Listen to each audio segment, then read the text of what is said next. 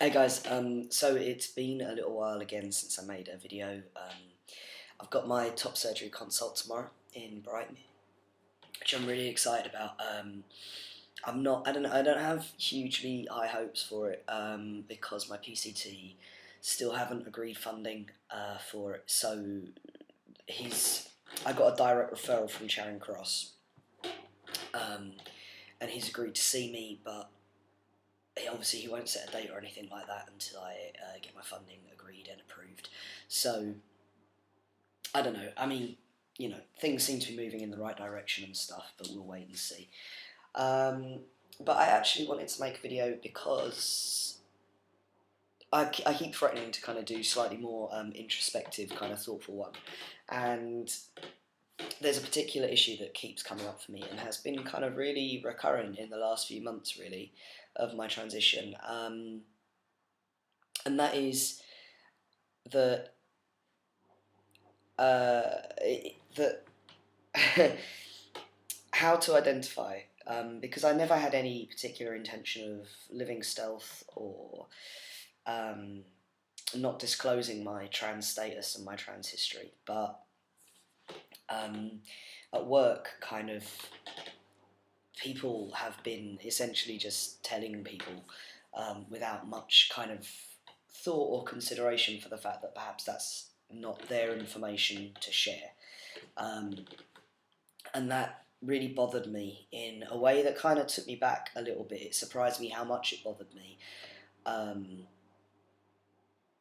because I didn't have any problem with people knowing, but I don't know. I really wanted the new intake that came in this year, because I transitioned on the job, and so I just kind of thought that it would be a really nice experience to work in an environment where some people just wouldn't necessarily have known, and to have that experience of choosing when to tell people rather than it just being, you know, um, broadly known information. So, and it got me to thinking about why it bothered me so much, and then also, I just turned 27 recently.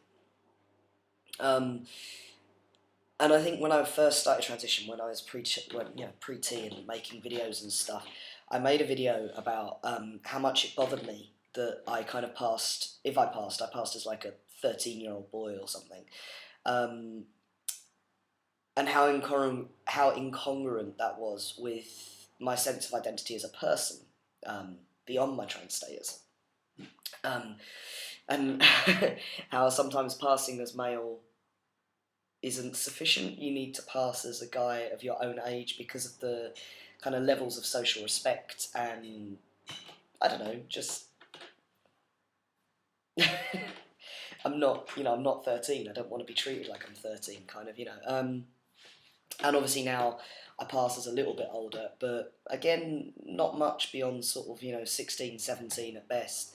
Um, and that really bothers me, and I've got really insistent with people recently that I'm a man, because people quite affectionately, friends or whatever, will refer to me as kind of a boy or a young man, or and this kind of insistence that no, like at 27, kind of, I've earned my stripes, I get to be a man, in the same way that I would be really annoyed pretty if somebody had sort of said girls. It's kind of like, no, I'm a woman, kind of, the um, don't infantilize me, because it shows a complete lack of respect, and it really bothers me.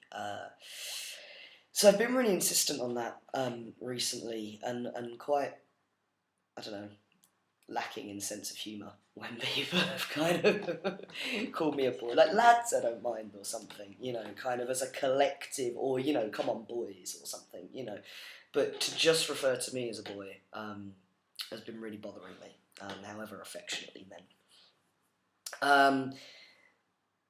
But then that got me to thinking about perhaps going stealth, or being less willing to disclose my trans status, or but it remains a really important part of how I identify, and I think kind of broadly speaking, kind of I've settled on sort of, trans man with a lesbian history or something. But, you don't often get the chance to explain that. And I think I don't want people to just kind of refer to me as trans. I think that the trans man thing is really important to me at the moment because I don't want to just be defined by my trans status. And I don't want to be infantilized and stuff like this, but equally I don't particularly want to erase kind of my history, my upbringing, my socialization, and so the trans remains a really important part of that. And yes, I've just been sort of playing around with it a little bit, really, because most of the people that I have in my life, if you just explain to somebody how you would like to be referred to and why that's important to you, they will respect it.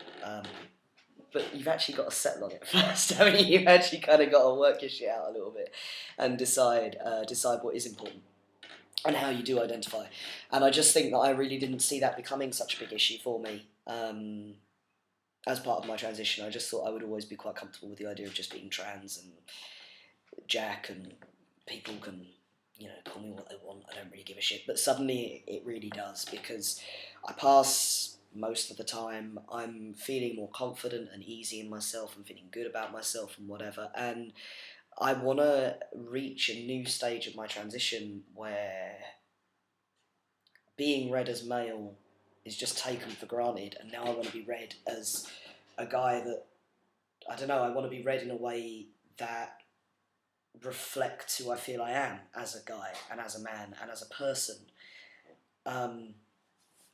rather than it just be sufficient that I pass or that I'm read or that somebody uses the correct pronoun.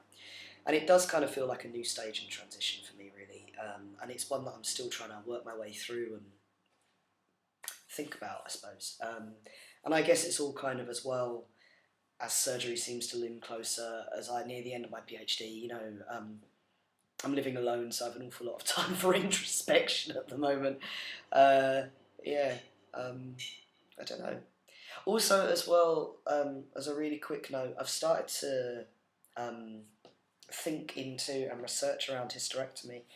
I'm really not sure if I want it, because there's been kind of two camps broadly.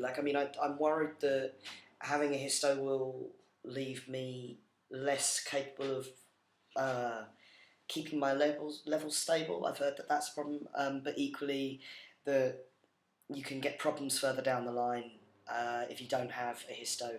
So just if anybody's got good resources or thoughts or something on that, it's just saying I'm starting to think about starting to research, because I'm assuming that it will come up in a Charing Cross appointment within the next year, because they start to talk about it with you as you hit the 2-year mark.